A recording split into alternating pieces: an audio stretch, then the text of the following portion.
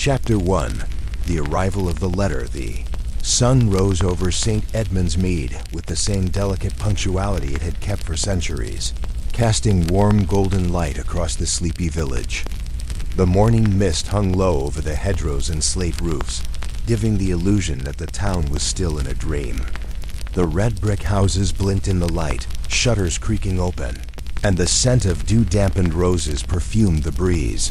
Miss Jane Marple, in her usual lavender cardigan and well-worn straw hat, sat peacefully in her garden, pruning a particularly rebellious clematis vine that had decided to wage war with her lattice. From the vantage point of her tidy garden, she had a view straight down Church Lane, all the way to the edge of the village where the hedges met the post office, a squat little building with a blue-painted door and a crooked sign that had somehow resisted 3 repaintings. Her morning ritual had rarely changed in 20 years. Breakfast promptly at 8. A pot of Ceylon tea in the garden by past, and the local post arriving precisely at 9, often announced by the unmistakable squeak of Mr. Ellison's postcard and his enthusiastic, if one-sided, conversation with his terrier, Crumbs. This morning, however, held a peculiarity. Just as the church bells began to toll 9, a sudden clatter broke the peace. The sound of hurried footsteps and a bicycle bell broke through the bird song. It was young Timothy Braithwaite, the junior assistant at the post office, and a boy not known for exerting himself unnecessarily. He pedaled furiously down the lane, nearly colliding with a rose bush before dismounting with a theatrical gasp. Miss Marple straightened. "Good heavens, Timothy. Whatever has possessed you at this hour?"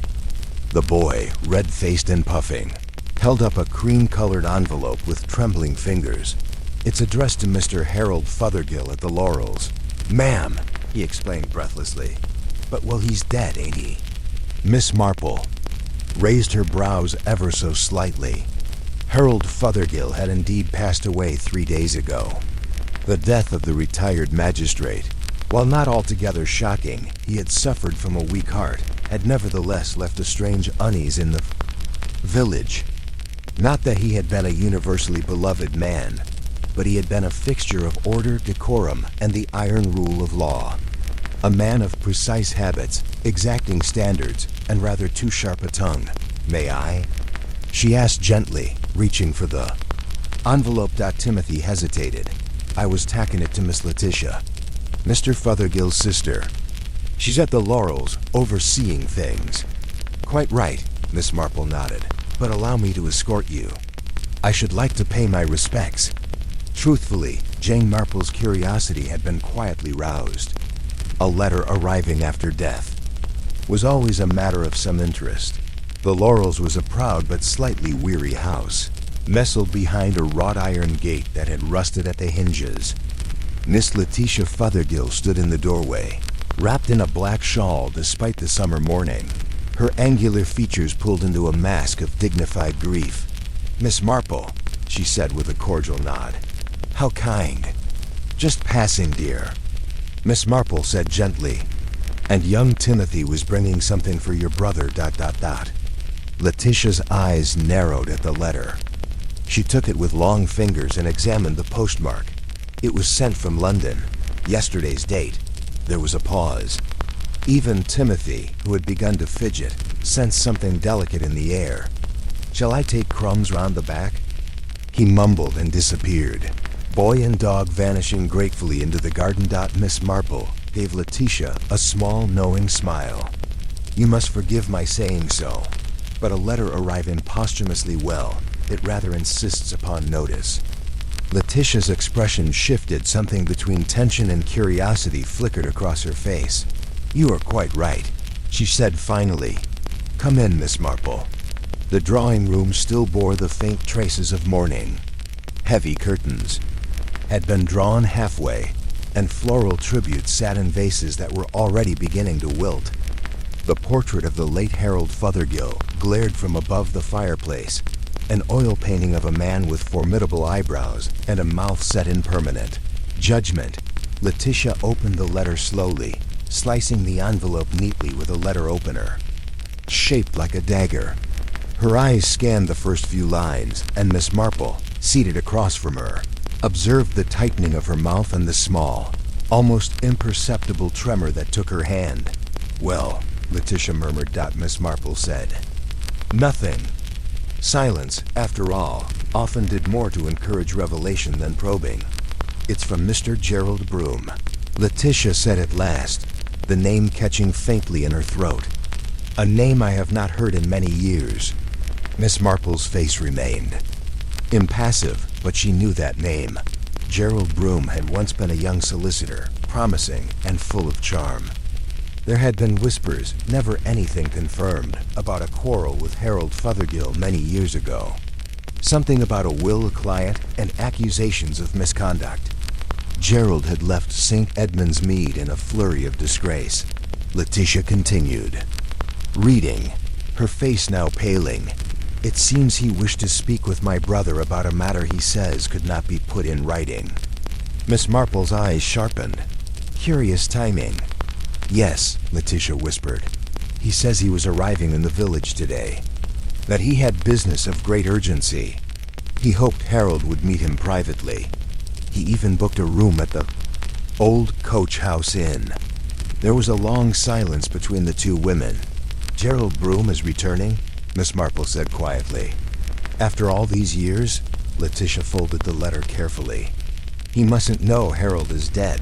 Not yet." The letter was posted before the announcement. "Indeed," Miss Marple said, her eyes thoughtful. "Then I imagine Mr. Broom will be arriving unaware, and expecting answers only the dead could give." That afternoon, the village began to hum with whispers. Gerald Broom, now a man in his 60s with a stoop in his shoulders and a face lined by time and regret, was seen stepping down from the London coach.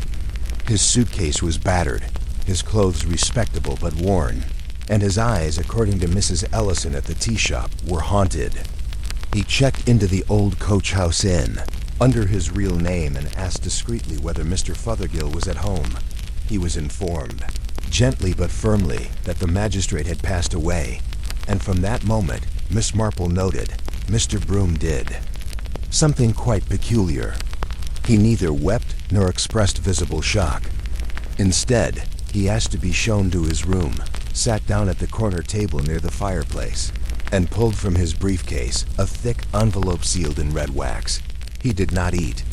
He did not drink. He merely waited. By evening, the village was abuzz. What had Gerald Broom come to say? And why had Harold Fothergill died just 3 days before the letter arrived? Miss Marple, sipping her tea at her window, considered the peculiar rhythm of fate. Timing, after all, was everything. And sometimes a letter arrived just a little too late, or just early enough to reveal a motive. Chapter 2. Tea, talk, and a telegram. The quiet hush of St. Mildred's Lane was broken only by the occasional rustle of a breeze against the privet hedges. In the aftermath of the unsettling discovery, the village of Monksford had entered that peculiar state of suspended animation, familiar to those who have experienced shock. Life went on, but with a hesitance, a breath held in waiting. Mr. Harold Ackroyd's unexpected death had been distressing enough, but the letter that arrived after his passing had unspooled a thread of unease that now wove through the village like ivy across brick. In the parlor of Orchard House, Miss Jane Marple sat with her needlepoint in hand and her mind far afield. She was not one to rush to conclusions. Such haste, in her opinion, was the most direct route to error. No, she preferred to let things percolate. Observations, silences, contradictions, all of which had begun to accumulate like sediment in the teapot of her mind. She had, of course, heard of the letter by that afternoon. Rumors spread in Monksford with remarkable efficiency, carried on the warm currents of gossip like bees chasing honey. It had been Sarah Walker, organists, wife and bearer of news large and small, who brought the matter to Miss Marple's attention. "Did you hear about the post, Jane?" A letter arrived from Mr. Ackroyd, a full day after his poor heart gave out. Miss Marple had looked up from her stitchwork only briefly. "How curious. And what did it say? Sarah had blinked at her, momentarily thrown by the casual tone. Well, I haven't seen it personally, you understand. But Mrs. Peneligan, the housekeeper, confided to Dora Mills, who passed it on to me, that the letter was ... disturbing. Miss Marple, sensing that Sarah would require some coaxing to offer more, simply nodded and waited. Sure enough, Sarah leaned forward, her voice lowered. Apparently, it spoke of a threat. Of someone watching Harold, of secrets being uncovered. Miss. Marple gave a faint smile. A threatening letter received after one's death. That does rather lend itself to dramatic speculation, doesn't it? Sarah huffed, a little ruffled. You can laugh, Jane, but you mark my words, there's something wrong about the whole business. Harold was in fine spirits last week. Even mentioned starting on that memoir of his again. Now that, Miss Marple noted silently, was a thread worth tugging. Harold Ackroyd had long talked of writing his memoirs, a record of the odd and varied characters he had encountered in his role as regional solicitor, but he had never progressed past a few handwritten pages. Why now in his twilight years had he spoken of resuming it? And why had he died before he could begin? Later that day, Miss Marple made an unannounced visit to the Willows, the ivy-covered house Harold had called home. His niece, Millicent Ackroyd, answered the door with a strained smile. Miss Marple, how kind of you to come. I'm afraid we're all still a bit shaken. Naturally, my dear. I would not impose, only I happened to be out walking and thought I might offer my condolences in person. Millicent, a rather tall woman with pale blue eyes and a tight-lipped air of self-possession, stepped aside to let her in. The drawing room was a study in faded elegance, polished oak furniture, lace antimacassars, and the distinct aroma of beeswax polish.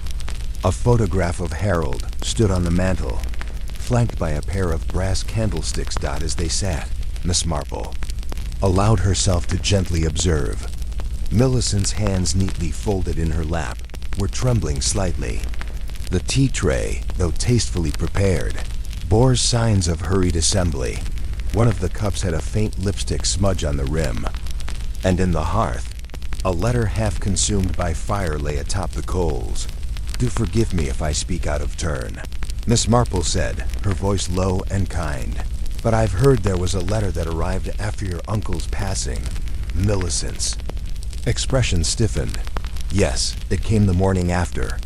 A most unpleasant thing. May I ask who sent it? We don't know. It had no return address, just a name, or rather, an initial. C, that's all. But the tone, well, it was menacing. Uncle Harold had apparently received others in recent weeks, though he hadn't confided that to me until recently. Miss Marple nodded. Did the letter specify anything in particular? A threat? A warning? Millicent hesitated. It said something about not digging into the past, that some matters were best left buried, and it accused Uncle Harold of knowing too much about something that happened long ago. There was a pause. Outside, a blackbird trilled. Miss Marple set down her teacup. Has the police been informed? Millicent shook her head. No, I wasn't sure it was serious. And to be honest, I wasn't sure what they could do. Uncle died of natural causes, after all. At least, that's what Dr. Northfield said. Miss Marple gave a small smile. And you trust Dr. Northfield implicitly? Millicent blinked. I suppose so. He's been our family doctor for years. Quite so, Miss Marple replied. And yet, in matters of long-standing familiarity, one must take care not to overlook what is directly under one's nose. They sat in silence a moment longer. Then, as Miss Marple rose to leave, she let her eyes flick once more to the scorched letter in the hearth. May I trouble you to save the envelope, if it's still intact? Sometimes, you see, the manner of handwriting, especially with block letters, can reveal more than one might think. Millicent nodded slowly. Of course, I'll look for it. As Miss Marple walked back to her cottage, her brow furrowed gently. She thought not only of Harold's letter, but of something else Sarah Walker had said. That Harold had recently made an inquiry about a former client, a woman from 40 years ago, who had disappeared after a scandal involving a sum of money. And an unsigned will. It was all too scattered at present, but the pieces were there scattered like jigsaw tiles before assembly. Miss Marple knew better than to rush to conclusions. But she also knew that when secrets began to rise like mist over Monksford, the truth, no matter how old, had a habit of coming back to haunt, and she would be waiting, as always, with eyes open and knitting in hand. Chapter 3. A Whisper of Ink. And ill intent, the next morning dawned over St. Mildred's with a soft silver mist clinging to hedgerows and garden walls, as though the village itself were holding its breath. Though the events of the previous day had been quiet on the surface, no loud pronouncements, no arrests or ambulances, the undercurrent of unease had begun to circulate like a low murmur beneath the usual village chatter dotted the laurels. The home of the late Mr. Simon Lovelace. Preparations were underway for the reading of the will, scheduled for that afternoon. A solicitor from London, Mr. Edmund Burrows, had arrived early by train and was already seated in the drawing room with a pot of coffee and a stack of files, waiting for the assembled relatives. Outside, the garden remained immaculate roses, still in bloom, the grass freshly cut, but the house had a watchful stillness, as though aware its secrets were about to be picked apart. Miss Jane Marple had spent her morning attending to a batch of plum jam and visiting the church flower committee, but her mind was elsewhere. Something about that letter, the one that had arrived a day too late, tugged at her like a dropped stitch in an otherwise neat bit of knitting.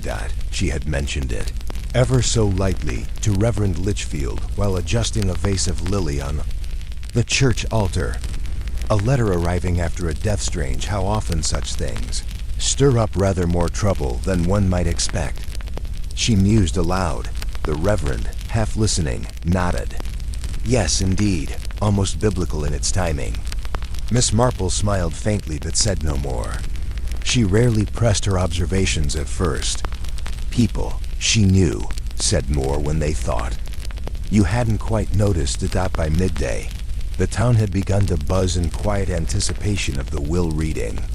It wasn't every day that a man as wealthy and enigmatic as Simon Lovelace passed on, especially not under what some were already calling curious circumstances, even though no formal statement had been issued. At the post office, Mrs.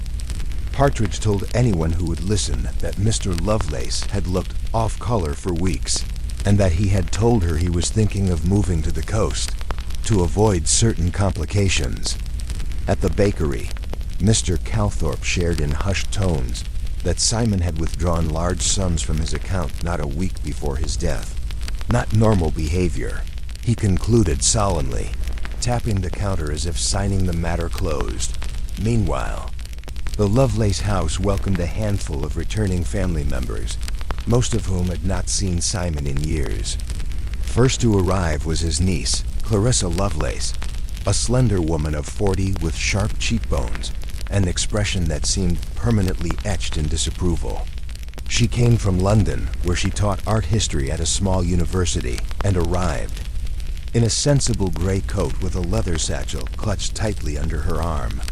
I'm only here for the legalities, she said to the housekeeper, Mrs. Thursby, with a clipped tone. This house always smelt of mothballs and secrets. Mrs. Thursby, a stout woman of near 70 who had worked for the Lovelace family for 3 decades, gave her a brittle smile and said nothing.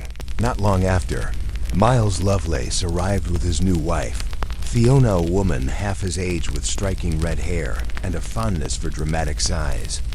Miles, the only surviving son of Simon's younger brother, had an unfortunate tendency toward gambling and loud ties. The pair swept into the drawing room as though auditioning for a play, Fiona's perfume lingering heavily behind them. I do hope Uncle Simon left us something, Fiona said brightly to Mr. Burrows, who gave no reply. They were joined shortly after by a more discreet visitor, Miss Edwina March, no relation by blood. She had once been Mr. Lovelace's secretary. though she now lived in Bournemouth. A spinster in her early 60s with mouse-brown hair and thick spectacles, Edwina entered quietly, offered her condolences, and took the nearest available chair without speaking again. And finally, just before the clock struck 3, a new figure. Arrived a tall, elegant gentleman in his 50s with prematurely silver hair and a walking stick. This was Colonel Archibald Fanshawe, once a dear friend of Simon's, now something of a mystery himself. He had not been seen in St. Mildred's in over 10 years. His unexpected presence caused a visible ripple through the assembled group. "Colonel Fanshawe," Clarissa said, her eyebrows arching. "We hadn't expected you." "I imagine not," he replied smoothly. "But Simon and I corresponded more often than people might think." Miss Marple, having received the polite invitation from Mr. Burroughs to be present as a neutral witness. "You knew Mr. Lovelace well, Miss Marple, and it may be good to have a steady local hand in the room," sat unobtrusively by the window. Her eyes moving from one person to the next, she noted the way Clarissa glanced sharply at Fiona each time she spoke. How Edwina March sat with her bag tightly in her lap as if guarding something precious, and how Colonel Fanshawe looked not at the solicitor, but at the family portrait above the fireplace with a peculiar melancholy. Once everyone was settled, Mr. Burroughs cleared his throat and began. "This is the last will and testament of Mr. Simon Lovelace, dated the 5th of May of this year. As executor of his estate, I am bound to carry out his wishes as stated therein." He proceeded with legalese that caused Fiona to stifle a yawn and prompted Miles to shift impatiently in his seat. The initial bequests were small modest sums to staff, a donation to the church, a scholarship fund in the name of Simon's late sister. Then came the central matter, the estate itself. "To my niece Clarissa," Mr. Burroughs read, "I leave a bequest of £5,000 and my art collection, provided she does not attempt to sell the paintings for at least 5 years. Clarissa blinked. "To my nephew Miles," he continued, "I leave the sum of £100 to be used, I hope, more wisely than he has used previous gifts." There was a long pause. Fiona gasped. Miles turned red. "To Miss Edwina March," the solicitor went on, "I leave the sum of £10,000 and the ivory chess set she always admired." Miss March made a faint, startled sound. "Oh," she whispered. "And finally," said Mr. Burroughs, adjusting his glasses, "to Colonel Archibald Fanshawe, I leave the remainder of my estate, including the laurels, with the hope that he will find peace in the place where we once knew happiness." Gasps echoed around the room. Clarissa stood abruptly. "That's outrageous," she said. "He wasn't even family." Colonel Fanshawe remained still, though his knuckles tightened slightly on his cane. Before Mr. Burroughs could respond, there came a knock at the door. Mrs. Thursby entered, holding an envelope. "A letter, sir," she said, directing it to the solicitor. "It came by special post. Marked for your hand only." He took it with a frown, tore it open, and read. His brow furrowed. "Curious," he murmured. "It appears there may be a codicil, dated later than the will." There was an audible silence. Fiona leaned forward. "Does it change anything?" Mr. Burroughs folded the letter slowly. "I shall need to examine it in full detail. For now, I will say only this. Mr. Lovelace seems to have had second thoughts. The contents of this letter could, in theory, alter the distribution of the estate." Clarissa's face turned pale. Miles swore under his breath. Miss March sat perfectly. Still. Miss Marple said nothing at all. But in her lap, her hands were folded more tightly than before, and her expression, serene as always, concealed a spark of quiet alertness. Something had just shifted, and as she looked around the room, at the ripple of reactions, the tightening of jaws, the flickering glances, she knew this codicil, this afterthought, would stir the waters more than the will itself. Whatever had arrived after Simon Lovelace's death might very well be the true beginning of the troubled chapter. "4," Shadows in the drawing room. The afternoon sun filtered through the lace curtains of the vicarage drawing room, casting intricate patterns upon the faded carpet like fingerprints left behind by time itself. The scent of lavender polish lingered in the air, mingled faintly with the must of old books and a hint of coal ash from the fireplace that hadn't yet been cleaned out from the last cold spell. The village of Muchwood-on-Hatherley was quiet, but behind the painted doors and lace-curtained windows, gossip simmered, curling like steam from a teapot. Waiting to boil. Reverend Arthur Prowse sat stiffly in a high-backed chair, hands folded, atop a closed Bible on his lap. His wife, a pale woman with hollow cheeks and perpetually furrowed brows, flitted about the room like a ghost, uncertain of her place in the world. She rearranged the same vase of dried lavender 3 times before, daring to speak. "I cannot fathom it, Arthur. A letter. After the man was dead, it's not natural." The vicar frowned. "It's not supernatural either, Hilda. Most likely misposted, or delayed. But to arrive the very next morning, and addressed in his own hand? I saw it, and we've all been told as much by now," he said, weary. "Everyone in the village has had their turn at repeating it." His voice was sharper than intended, but his nerves had been strained since the Morning Post. There were few things that disrupted the steady rhythm of parish life more thoroughly than a mystery. And in a village like Muchwood, a single mystery could spin a dozen more from sheer conjecture alone. At that moment, the front door opened with a cautious knock, followed by the soft shuffle of slippers on polished wood. "I do beg your pardon," came the familiar voice of Miss Marple, her tone ever polite but laced with subtle curiosity. "I had just returned from visiting poor Mrs. Dunthorpe when I thought it might be proper to call." "Miss Marple," the vicar said, standing and gesturing toward a seat, "do please come in. I suspect you've heard the latest?" "I have," she replied, easing herself into a floral upholstered armchair, "as has the postman, the grocer's wife, and young Elsie at the bakery, who I dare say is perhaps the best informed soul in Muchwood, despite barely being 16. A faint smile tugged at the corner of the vicar's mouth. Mrs. Prowse perched on the edge of a settee. "I don't know what to make of it, Miss Marple." Harold Finch was not a man given to flights of fancy. He was precise, immaculate even. If he posted a letter, it was with intention. "Indeed," Miss Marple said, settling her knitting bag on her lap, though she made no move to open it. "And the letter? Was it truly in his handwriting?" "So they say," the vicar answered. "The recipient was Mr. Lionel Fortescue, if I'm not mistaken. A business acquaintance." "I met Mr. Fortescue once at the flower show," Miss Marple said thoughtfully. "He had a way of talking at you, rather than to you. The kind of man who thinks a rose and a tulip are equally unworthy unless they come with shares in a railway company." That earned a breathy chuckle from Mrs. Prowse. "Do you happen to know the contents of the letter?" Miss Marple asked, eyes sharp behind her delicate spectacles. The vicar shook his head. "Only that it caused a commotion. Fortescue went rather pale, and then took to his rooms at the inn." Miss Marple's fingers fluttered to her brooch, the way they always did when she was deep in thought. "Interesting," she murmured. "And the letter was sent from here, from Muchwood?" "Posted in the village, yes," said Mrs. Prowse. "Frank, our postman, confirmed it, bore the local stamp. And it was dated 2 days before Harold's passing," the vicar added. "Which places the writing squarely before his death," Miss Marple mused. "And yet," she trailed off, letting the silence fill the room.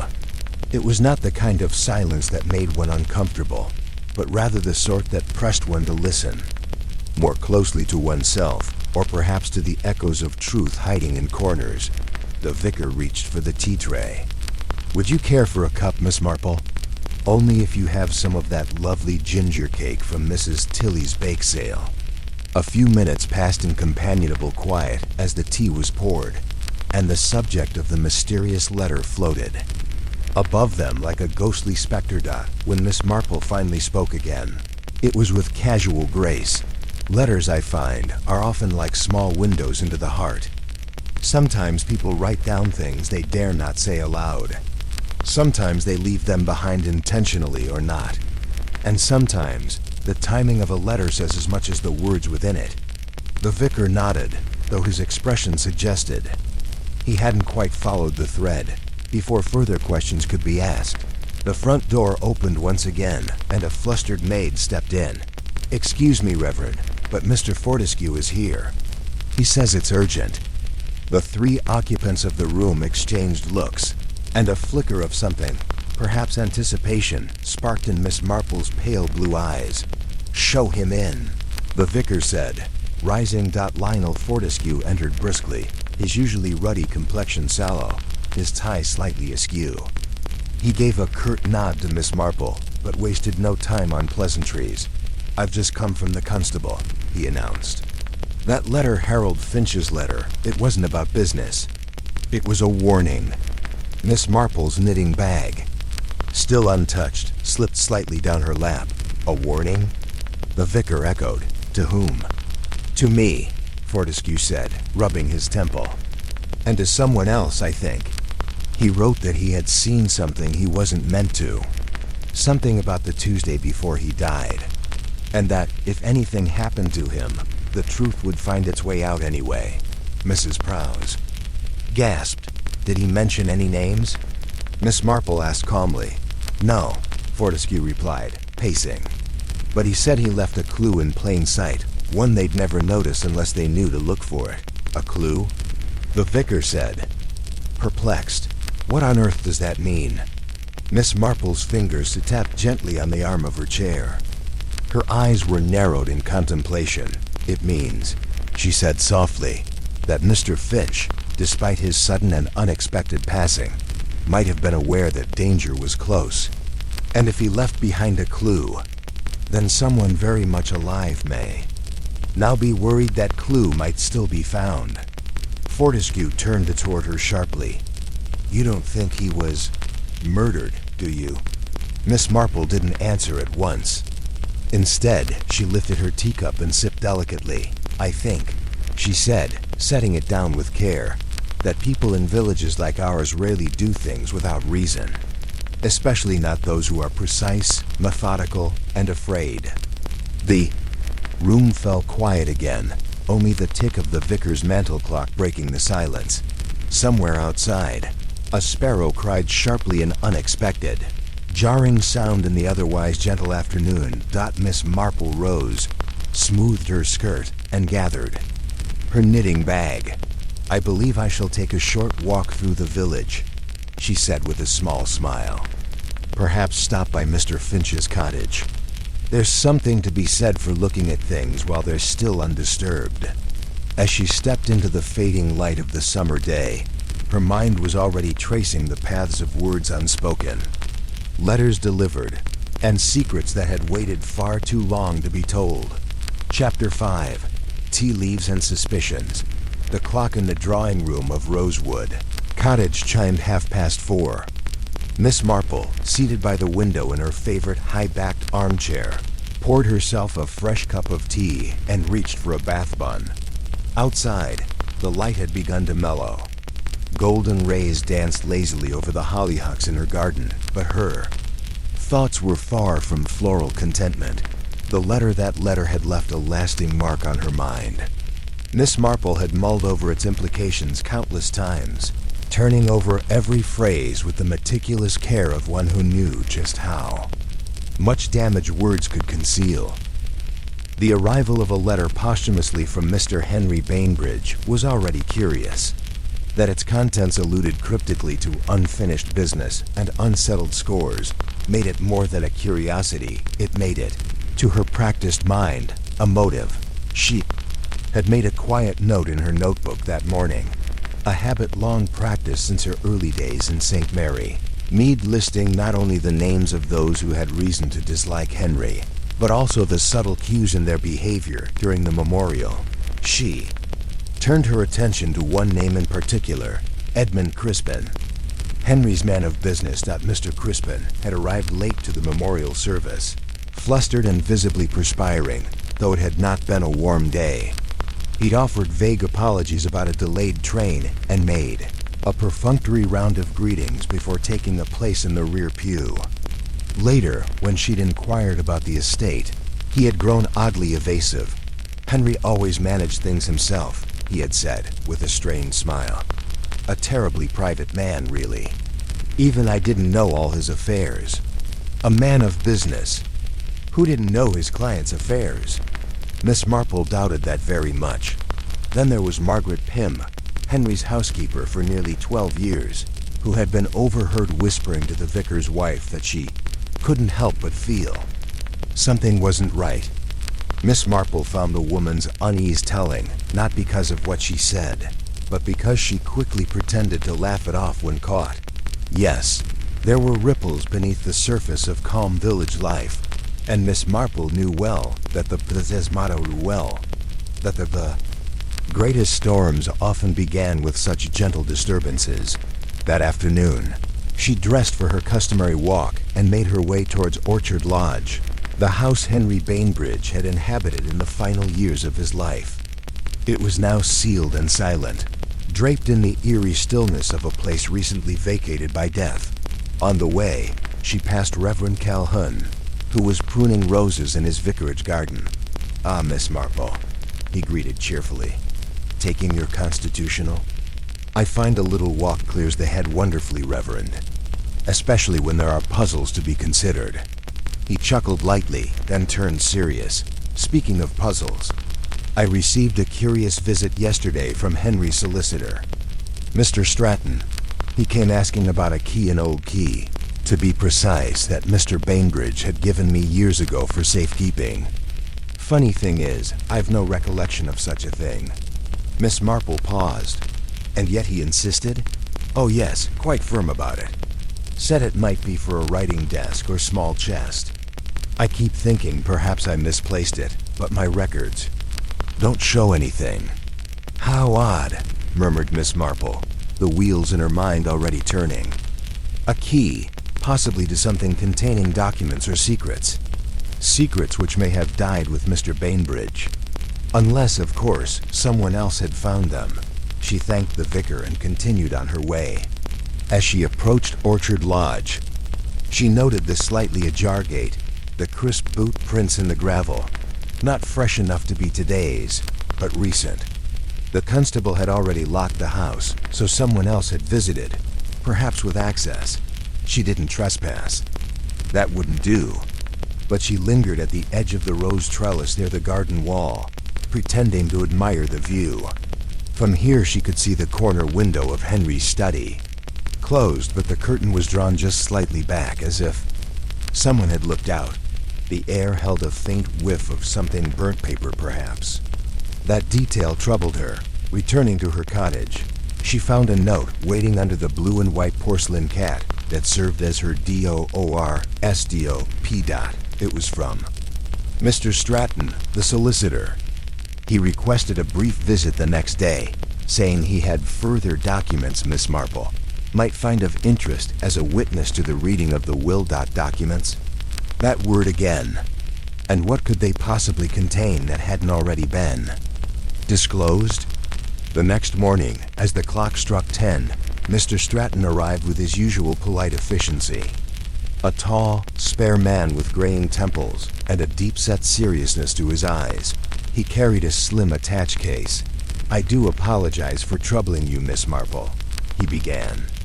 "But in light of recent discoveries, I thought it best to consult you." He placed 2 envelopes on the tea table between them. One bore the seal of Henry Bainbridge's estate. The other was unmarked and yellowed at the edges. "This," he said, tapping the sealed one, "was meant to be opened only if Henry's letter, the one we all heard at the memorial, was received. It contains an amendment to the will. It wasn't found in the usual files, but hidden beneath the floorboard of his study desk." Miss Marple tilted her head. "Hidden things tend to be significant, Mr. Stratton." He nodded grimly. "Quite. This second item," he tapped the unmarked envelope, "is a letter written years ago, addressed to Henry's brother Lawrence. It was never sent. Was Mr. Lawrence present at the service? No, he passed away 3 years ago. The letter speaks of an incident during the war, something involving blackmail and an unnamed woman. It's all very vague, but I believe it may relate to what Henry mentioned in his final letter. Miss Marple examined the envelope closely, but did not open it. And do you believe this woman might still be living in St. Leonard's Green? I believe so, he said, quietly. Which is why I sought your advice. Miss Marple offered a gentle smile. Mr. Stratton, in this village, very little remains buried, whether beneath floorboards or behind old reputations.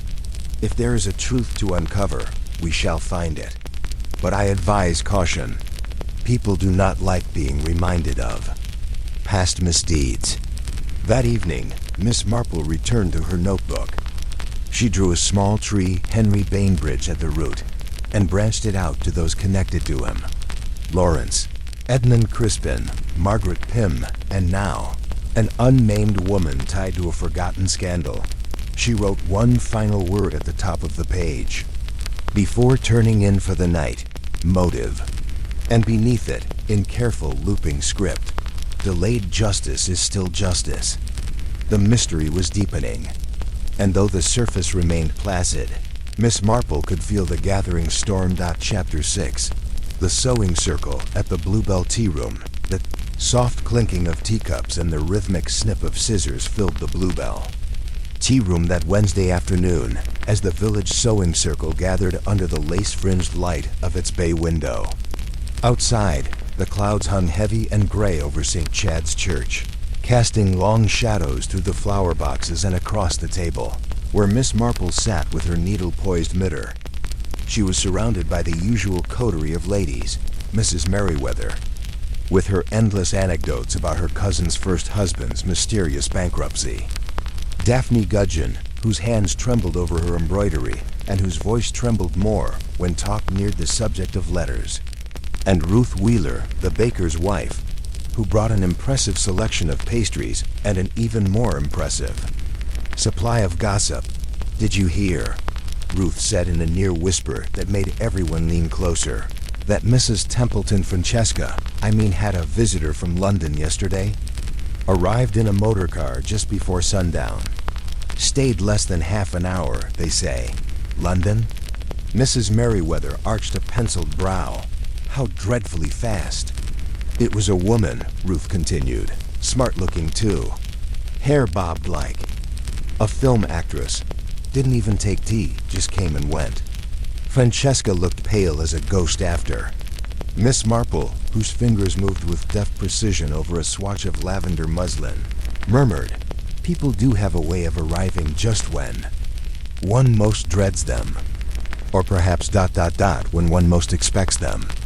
The women nodded, absorbing the cryptic remark with vague agreement, though none dared ask what she meant. That was often the case with Miss Marple. Her statements had a way of seeming both innocent and ominous all at once. The sewing resumed in silence until Daphne Gudgeon, who had been quiet for most of the meeting, finally spoke up. "It's odd, isn't it?" she said, her voice small. "Letters arriving after someone dies.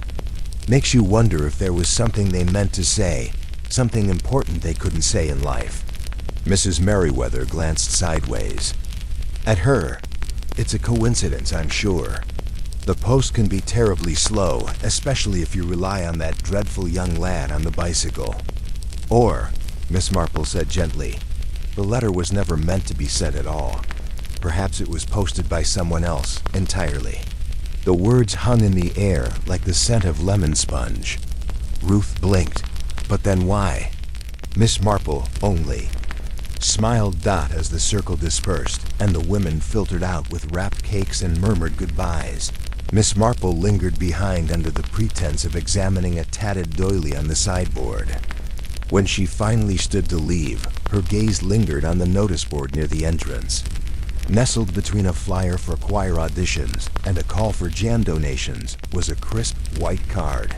R. Alden, solicitor, probate and wills, Mondays and Thursdays. By appointment, office behind the grocer's. She stared at it for a moment, then nodded slightly to herself before heading out into the brisk afternoon. Miss Marple's next stop was not her cottage, but the narrow high street with its uneven paving stones and soot-darkened shop signs. She passed the butcher, nodded politely to Mr. Sims outside the tobacconist's, and finally reached the grocer's with its bell-top door and familiar scent of dried lentils and lemon polish. But she didn't enter. Instead, she slipped around the corner to the low stone building behind it, where a sign read, R. Alden Solicitor, in gold lettering on aged black paint. Inside, a young man with neatly combed hair and a collar too tight for his neck greeted her. "Good afternoon, Miss Marple. Mr. Alden is just finishing with someone, if you'd be so kind as to wait." She nodded pleasantly and took a seat. In the waiting area, her gloved hands folded on her lap. Through the frosted pane of the office door, muffled voices could be heard. Then a creak, a farewell, and the door opened to reveal none other than Francesca Templeton, her cheeks flushed, and her expression unreadable. She paused upon seeing Miss Marple, but offered a tight smile and a polite nod before brushing past Dot. Miss Marple rose as Mr. Alden, round and balding with rimless spectacles, gestured her in. "I won't take much of your time, Mr. Alden," she said as she took a seat, "but I hoped you might ease an old woman's curiosity. I understand poor Mr. Templeton left behind a letter." Mr. Alden blinked. "Indeed, though technically it was not part of his official will. It arrived after, dated just 2 days before his death." "And was it addressed to his wife?" The solicitor hesitated. "Yes and no. It was peculiar. The envelope bore her name, but the contents, well, they weren't the kind one expects between spouses. It was more of a confession than a farewell." Miss Marple's eyes narrowed slightly. "Confession, you say? Of what sort?" Mr. Alden adjusted his spectacles. "Of regrets. Of decisions made long ago regarding a certain inheritance." He seemed to imply that something was withheld, or perhaps misdirected. "I see," Miss Marple said, and though her voice remained calm, her mind worked like the cogs of an old grandfather clock winding in silence. She thanked him and stepped back into the street. The clouds had begun to break, casting shafts of golden light across the cobbles. She walked slowly, lost in thought, passing the schoolhouse and then turning onto Willow Lane where, to her mild surprise, she caught sight of Harold Wickham. He was standing at the gate of the Templeton cottage, talking animatedly to Francesca. His body language was urgent, almost agitated, while she stood rigid as a marble statue. Miss Marple ducked behind the yew hedge and watched for a moment longer before retreating quietly. Later that evening, seated with her knitting in the front room of her cottage, Miss Marple pondered the odd dance of behavior swirling around George Templeton's death. A letter sent or perhaps planted after his death. A solicitor treating it as a confession. A wife either shocked or complicit. And now Harold Wickham, who had not been particularly close to Templeton in life, suddenly lingering around the widow with something more than neighborly concern. As the fire crackled low, Miss Marple's fingers stilled over her knitting. "People always do reveal themselves," she murmured, "given the right setting, or the wrong one." And in her mind, a pattern was beginning to emerge, not yet complete, not yet obvious, but unmistakably forming, stitch by subtle stitch. Chapter 7. The shadows beneath polished surfaces. The following day dawned gray and close, as though the village of Fernley were itself holding its breath.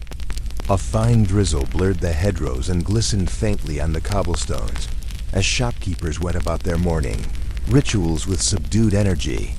Miss Marple sat by her parlor window, knitting needles clicking with quiet persistence, though her eyes strayed more often to the path outside than to her. Delicate woolwork. Mr. Ransom's funeral had taken place the previous afternoon with solemn decorum and only a modest crowd.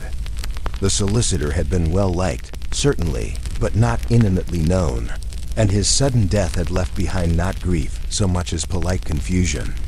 Miss Marple had stood at the back of the chapel, watching faces rather than the coffin.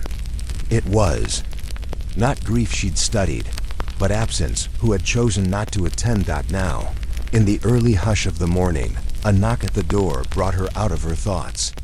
Mary the maid, still dabbing her nose from an early cold, shuffled in with a tray and a questioning glance. Behind her, appearing rather less serene than usual, stood the vicar's wife, Mrs. Calthorpe. "Jane, I do beg your pardon for the hour," she said, tugging her damp gloves off with brisk little snaps. "But I wonder if I might have a word. Something's troubling me, and I can't seem to make head nor tail of it." Miss Marple, of course, bade her in at once, and the two women soon sat by the fireplace with a pot of tea and a plate of carrot buns between them. It took only a few polite murmurs before Mrs. Calthorpe leaned forward, lowering her voice despite the empty room. "It's about Miss Venetia Wickham," she said, her brow furrowed. "You know she's staying at the parsonage while her aunt's estate is settled.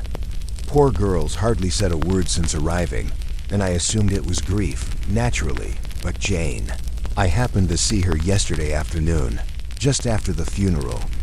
She was at the station." "The station?" Miss Marple echoed mildly. "She seemed to be waiting," said Mrs. Calthorpe, "but no trains were due for over an hour.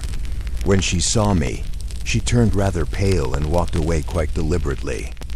Down the lane toward the fields, Miss Marple's eyes flickered. "A curious choice, that." "Indeed.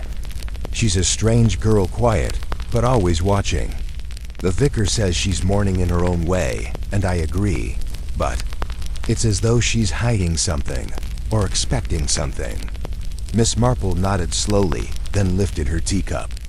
"Grief wears many masks. Sometimes it hides secrets even from those who carry it." Later that morning, Miss Marple took a quiet stroll toward the village green, her way meandering by habit and design. She passed the general store where Mr. Tilbury, the shopkeeper, was stacking flour sacks while gossiping with Mrs. Pritchard. And I said, "If there's one thing I know, it's when a young man's telling a fib," Mrs. Pritchard was saying. Mr. Edwin Smeaton was never on friendly terms with Mr. Ransom, never mind what he told the constable. Miss Marple paused, her expression neutral. "Oh, I thought young Mr. Smeaton was Mr. Ransom's client. Something to do with boundary disputes, I believe." "Client, yes," sniffed Mrs. Pritchard, "but friendly?" "No, I saw them quarrel once outside the post office. Clear as day. Mr. Ransom was telling him off like a schoolboy, something about forged land surveys." Edwin turned the color of pickled beetroot. Miss Marple thanked her for the information, dropped a penny in the charity tin, and continued her walk. A few steps further brought her past the late Mr. Ransom's office. The curtains were still drawn, but the solicitor's assistant, Miss Claudia Fetch, stood outside with her bicycle, fastening her gloves. She jumped slightly when Miss Marple greeted her. "Oh, Miss Marple, I didn't see you there. Just tidying up a few things inside. I expect Mr. Denning, the replacement solicitor, will be arriving from Bath next week." Miss Marple's smile was gentle. "Such changes can be unsettling, can't they? Especially when they come without warning." Miss Fetch nodded, looking away. "He was a good man. Quiet, but decent. I don't believe for a moment that he just dropped dead like that, not without reason." Miss Marple tilted her head. "You suspect foul play?" A pause. No, I suppose not. But I know he had enemies, people who'd never forgive. Him for refusing shady business." She mounted her bicycle. "Forgive me, Miss Marple. I mustn't speak out of turn." "Not at all, dear," Miss Marple murmured. "Sometimes those things left unsaid are exactly the ones worth hearing." That afternoon, she paid a quiet visit to Inspector Cray, who had returned to the village to oversee loose ends. They sat in the garden of the police house, Miss Marple. With a scone, the inspector with an increasingly furrowed brow. "Edwin Smeaton's name has come up more than once," she remarked. "And I understand Miss Venetia Wickham may not be quite as idle in the matter as we presumed, Cray exhaled. We did check his alibi. Claimed he was in the village library at the time of Mr. Ransom's collapse. The librarian confirms it. But Venetia Wickham? That girl's a shadow. Hard to pin her movements down. Do you really believe she's involved? I believe, said Miss Marple thoughtfully, that she knows something she doesn't wish to say. Cray leaned forward. You've seen this before, haven't you? She gave a modest shrug. Grief and guilt often walk arm in arm, but they're not always joined by crime. Sometimes a girl keeps a secret, not because she caused a death, but because she fears what the truth might unearth. As the sun dipped, behind low clouds, Miss Marple made one final visit to the churchyard, where freshly laid flowers marked Mr. Ransom's grave. A small envelope had been tucked among the stems. She glanced around, no one in sight, and carefully retrieved. It was unsealed. The handwriting, neat and feminine, read only. You knew the truth. That's why you had to die. Miss Marple folded the note with great care, tucked it inside her sleeve, and turned toward the path home, her face unreadable beneath her straw. The shadows beneath Fernley's polished surfaces were beginning to stir. And Miss Marple, as ever, was listening. Chapter 8. A most discreet conversation. The sun had dipped low over St. Mildred's spire, casting long shadows across. The village green, where earlier that week, children had played and ladies had strolled with parasols. But now, an air of unease had begun to settle, almost as if the village itself held its breath. The letter that had arrived after Mr. Geoffrey Pomeroy's death still hovered at the center of conversations, speculations, and sidelong glances. And though no one would admit it aloud, more than one household was beginning to lock its doors at night. Miss Marple, as was her wont, had not spoken publicly on the matter since her brief conversation with Inspector Cray. She had not even mentioned it at her Tuesday afternoon bridge game, though the matter danced in and out of conversation as her. Neighbors speculated over biscuits and cards. On Wednesday morning, she visited the rectory with a basket of muffins and a seemingly casual query. The Reverend Caldecott, caught between a sermon draft and a growing concern over his dwindling church attendance, was both pleased and disarmed to see her. Miss Marple, always a pleasure, he said, motioning her to a wing-back chair by the fireplace. You've brought muffins. Bless you. Sit. Do sit. Miss Marple settled primly and poured herself a cup of tea. I wonder, Mr. Caldecott, whether you happen to be well acquainted with Mr. Pomeroy in his later years. The rector blinked, then stirred his tea. Geoffrey. Oh, yes. Not close, mind you. He'd rather withdrawn of late gruff fellow. Not quite the spiritual sort, though he donated handsomely to the steeple repairs 3 summers ago. Miss Marple nodded gently. A generous man, but perhaps not beloved. Indeed, he could be difficult, fiercely proud. Had his opinions on everything from how sermons should be delivered to how high the church hedge ought to be trimmed. Would you say he had enemies? Caldecott chuckled softly. Well, I wouldn't call them enemies, Miss Marple. But I dare say a few folk found him trying. She folded her hands in her lap. You see, I've always believed that in villages like ours, it is not hatred that leads to violence, but bitterness. Long-held slights festering year upon year. Old wounds that never quite heal. Do you suppose anyone felt wronged by Mr. Pomeroy? The rector considered this. You may be thinking of Walter Finch, the solicitor. Years ago, Geoffrey accused him of financial impropriety. It was never substantiated, but it hurt Walter's reputation something dreadful. He withdrew from the cricket club. His wife left him 2 winters after. Now he only surfaces for funerals. And estate work. Miss Marple did not look surprised. Yes, I thought as much. Thank you, Reverend. You've been very helpful.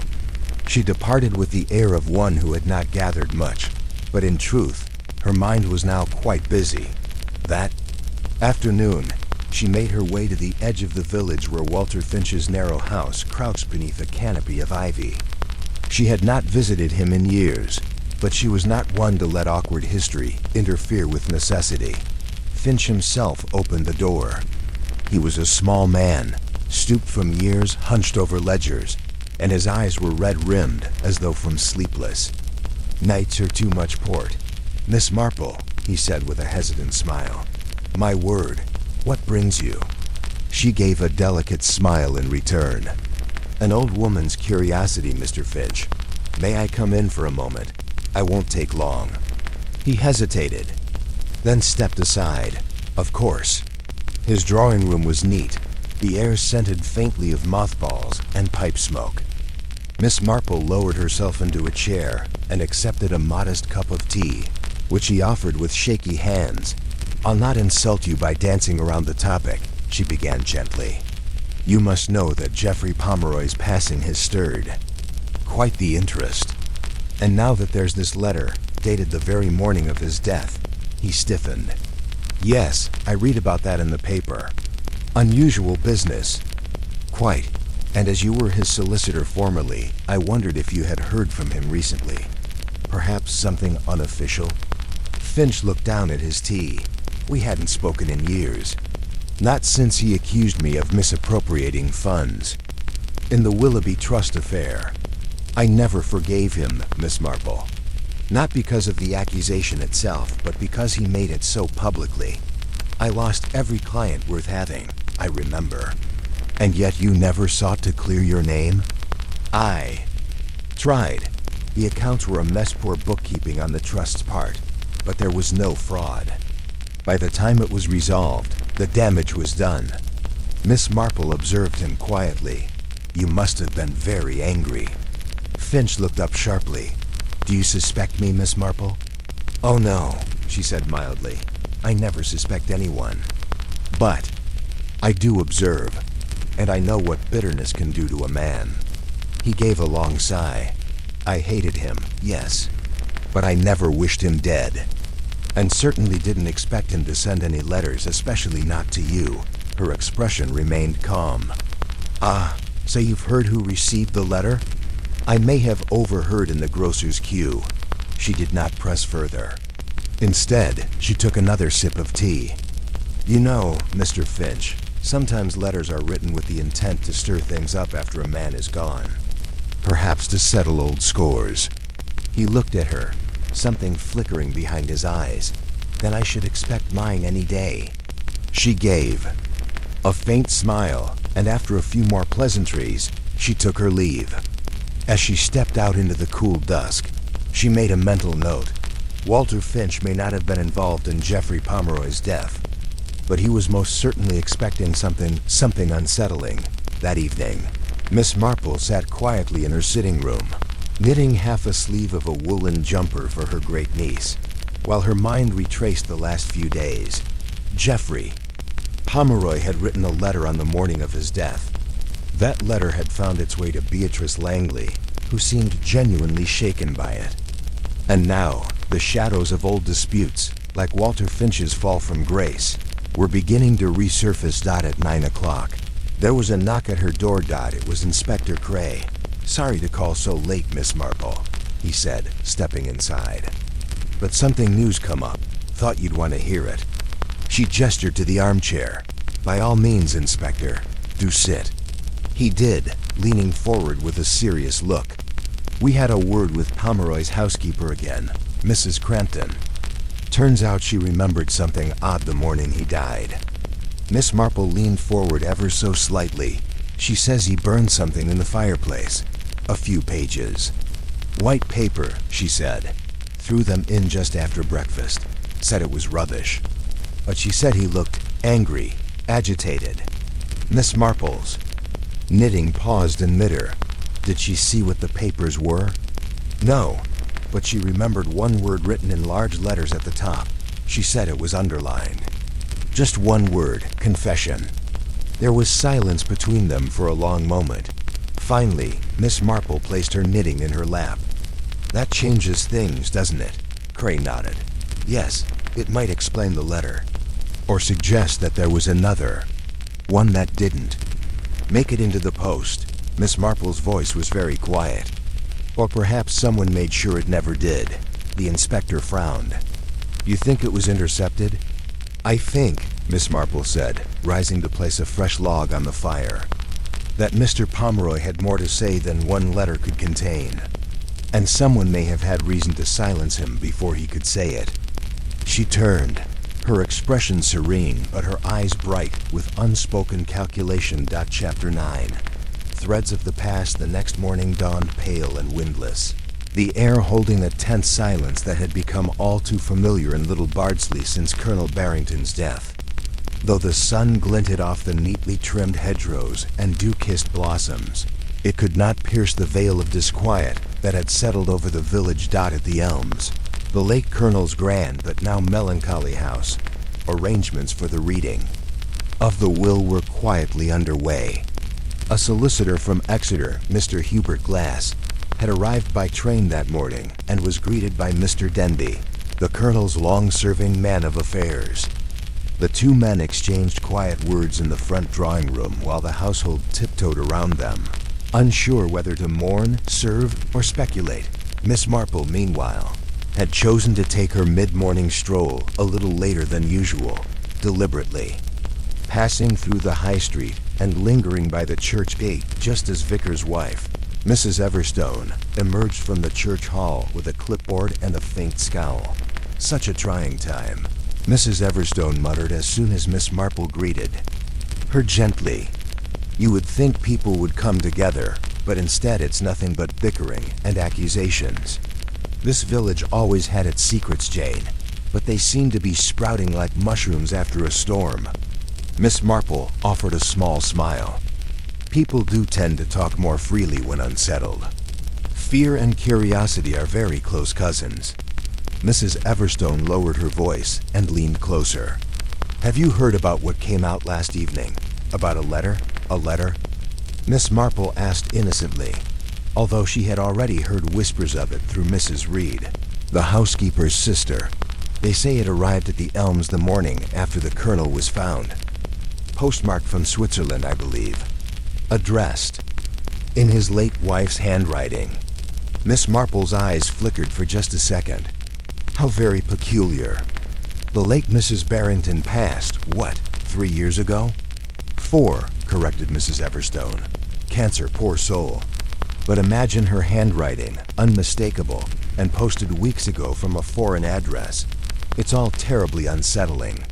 The two women parted ways. Miss Marple walked on slowly, lost in thought.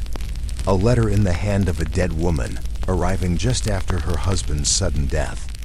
She recalled a similar situation in Sussex many years ago, involving a solicitor's secretary and a delayed inheritance.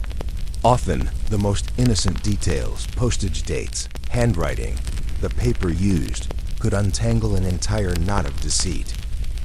Back at the Elms, the reading of the will commenced in the blue sitting room. Present were only a select few. Elspeth Barrington, looking pale but composed. Harold and Mildred Barrington, seated with a stiff wariness that only years have strained. Family ties could breed. Lydia Claiborne, standing near the window with arms crossed and a barely concealed air of anticipation. And young James, slumped in an armchair with a mixture of guilt and nervous energy. Mr. Denby stood near the fireplace, and Mr. Glass began in his soft legal voice. To my beloved wife Elspeth, the will began. I leave the house known as the Elms and the remainder of my personal estate, inclusive of all liquid assets and holdings in the Midlands Foundry Trust, to be divided equally between her and my godson, James Claiborne. There was a faint intake of breath from Harold, and a sharp look exchanged between Lydia and Mildred. Mr. Glass continued, reading through a list of minor bequests, a vintage watch to Denby, a silver snuff box to the vicar, and a donation to the Church Organ Restoration Fund. But it was the next part that made everyone sit forward.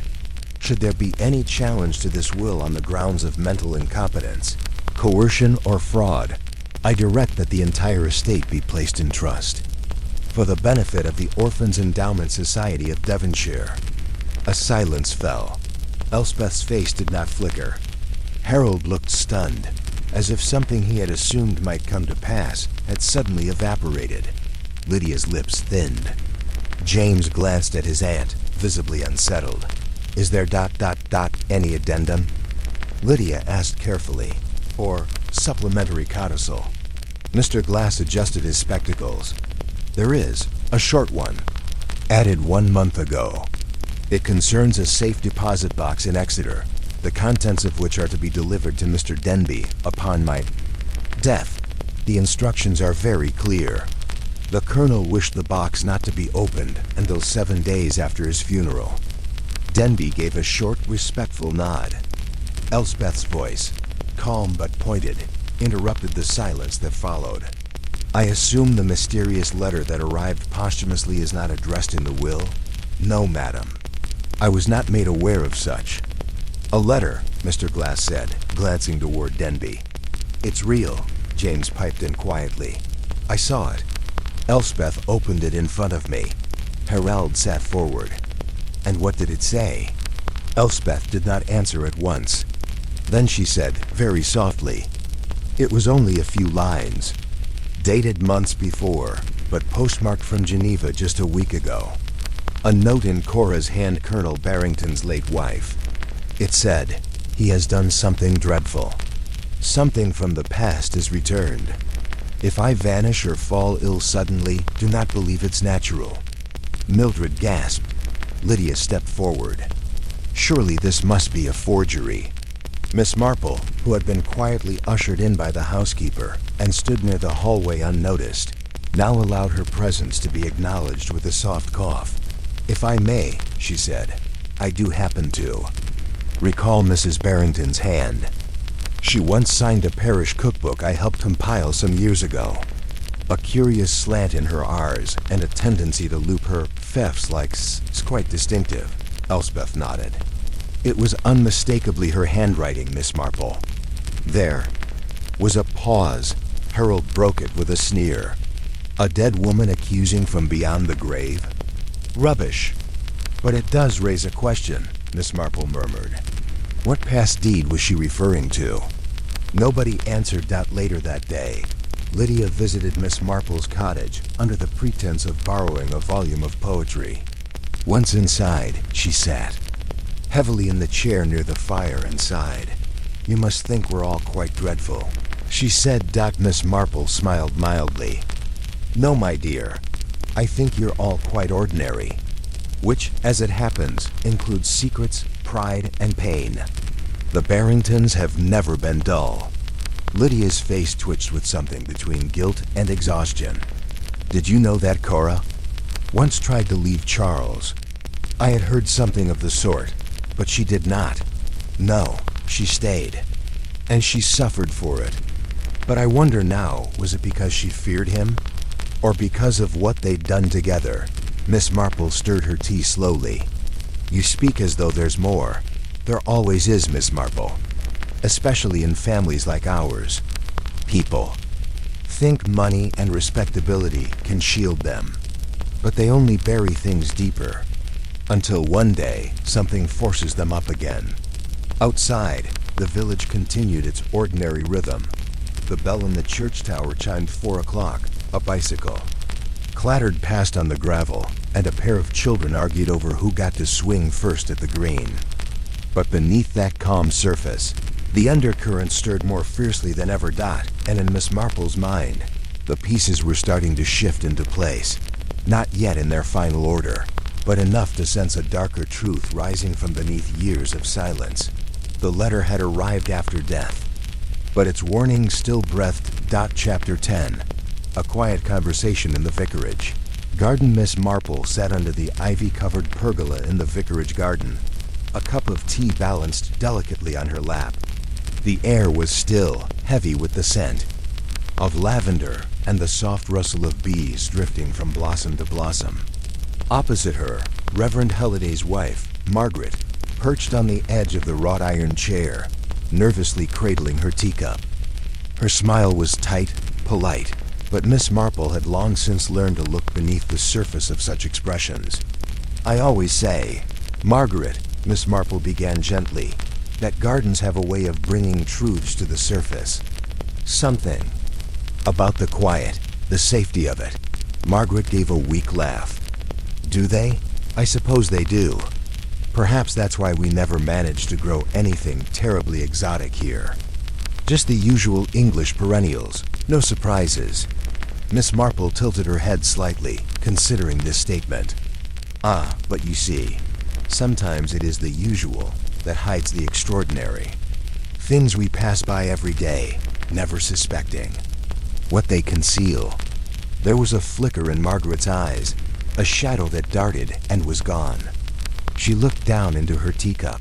"I hope you don't think I'm being forward," Miss Marple continued softly, "but I do wonder, what is it exactly that Mr. Layton had planned to reveal in his letter? Or rather, whom did he plan to expose?" Margaret went very still.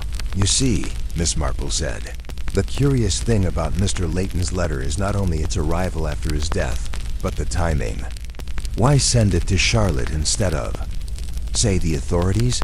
And why so very vague in its contents?" Margaret bit her lip. Charlotte. She was always very fond of her uncle. Perhaps he thought she'd take it seriously. "Yes," Miss Marple said, watching her over the rim of her cup. "And perhaps he trusted her more than anyone else. But trust implies the knowledge of danger. He feared something, Margaret. I do not think his heart simply gave out while trimming the hedge." A soft gasp escaped Margaret before she could stop herself. Miss Marple leaned in, her tone gentle. "You knew something had happened, even then, didn't you?" The vicar's wife hesitated, her hands trembling slightly. At last she lowered her cup with a clink and folded her hands in her lap. "I don't know for certain," she whispered. "But, yes, there was something odd about the day before he died. I saw him walking toward the gate at dusk. He was agitated. He never looked up to greet me. Normally he would always tip his hat. Who was he meeting, do you think?" Margaret shook her head. "I don't know. But he was holding a small box, like something from a jeweler's." Miss Marple sat back, her eyes narrowing. "A box? Curious indeed. Did anyone else see him?" "No one who mentioned it." "But you didn't say anything?" "No, I didn't. It seemed foolish somehow. I thought perhaps he was buying something for Charlotte. Or for someone else." Miss Marple looked thoughtful. "Jewelry is rarely neutral. It always carries emotion. Love, betrayal, secrets. I wonder which it was in this case." Just then, the vicar appeared at the garden gate, blotting his brow with a handkerchief. "My dear, there's a gentleman at the door, looking for Miss Marple. Says it's urgent." Miss Marple rose smoothly. "Then I shall not keep him waiting." "Thank you, Margaret. You've been very helpful." Margaret's eyes searched hers. I hope so." Miss Marple touched her hand lightly. "Truth, my dear, has a way of creeping through even the smallest cracks. We cannot always seal it out, no matter how well kept our gardens may be." The man at the vicarage gate was Mr. Redford, the solicitor who had handled Mr. Layton's affairs. He was sweating slightly in the summer heat, his bowler hat in one hand, a manila envelope in the other. "Miss Marple," he said briskly, "I thought you ought to have this. I received it this morning from our office in Tunbridge Wells." He handed over the envelope. "I was going through Mr. Layton's files, old accounts and correspondence. In one of his deposit boxes, I found this addressed to Miss Charlotte Layton, but sealed with instructions to be delivered only if suspicious circumstances arise after my death." Miss Marple's eyes brightened. "How fortunate that someone thought to read the instructions." "Indeed," Redford muttered, wiping his brow again. "The timing is strange. And there's something else. His handwriting on the outer label was quite shaky. The note inside, however, was crisp and bold, almost as if written earlier, but posted recently." Miss Marple nodded, taking the envelope. "I see. Might I open it?" "Of course." She unsealed it delicately and drew out a folded letter on heavy cream paper. The contents were brief. "My dearest Charlotte, if you are reading this, then I suspect. You already have a sense of unease. I feared this day might come. Something I once buried has come back to haunt me. Years ago, a decision was made that cost someone dearly, and now I fear the truth may cost more lives. You must look for the key quite literally. It is hidden where music once echoed and silence now reigns. Trust no one fully. Least of all those who insist you must forget." Uncle Bernard. Miss Marple read the letter twice before folding it carefully and placing it back in the envelope. Mr. Redford gave her a puzzled look. "Music? A key?" She smiled faintly. "Oh yes, Mr. Layton was always fond of his metaphors. But I suspect he meant precisely what he wrote. We must find where music once echoed. A concert hall? No," she said quietly. "Something much closer." She glanced toward the lane, where the chimneys of Layton House rose behind a fringe of trees. "Tell me, Mr. Redford, has anyone checked the old music room at Layton House? The one that was converted into a study?" "Precisely. It may still hold secrets." That evening, Miss Marple walked with Charlotte back to the estate. The air was thick with twilight, moths flitting through the hedgerows, and the faint trill of birds settling into the trees. Charlotte held the envelope tightly in her hands. "I can't believe he was afraid," she whispered. "He always seemed so strong." "Strength often comes from fear," Miss Marple replied, "and from living with knowledge that others do not share." Inside the house, the study was dim, lit only by the final rays of sunlight slanting through the window panes. The room still held the faint scent of polish and tobacco. Charlotte stepped hesitantly toward the bookshelf. "He used to keep his records in here. Classical mostly. Beethoven, mostly," said it soothed him. Miss Marple began tapping gently along the wood panels of the lower wall. Her fingers paused at a small irregularity, a hairline seam beneath a shelf. She pressed gently. With a faint creak, a small panel swung open. Inside lay a velvet-lined recess. There was no jewelry box, no document, only a key-wrought iron, old-fashioned, and a single yellowing photograph of two young men and a woman. In a garden, one of the men was Bernard Layton. The other two were unfamiliar. Miss Marple held the photo to the light. "So," she murmured, "this was the past he tried to bury." Charlotte stared. "Who are they?" "I imagine we shall soon find out," Miss Marple said quietly. "And when we do, I think everything will begin to make a dreadful sort of sense."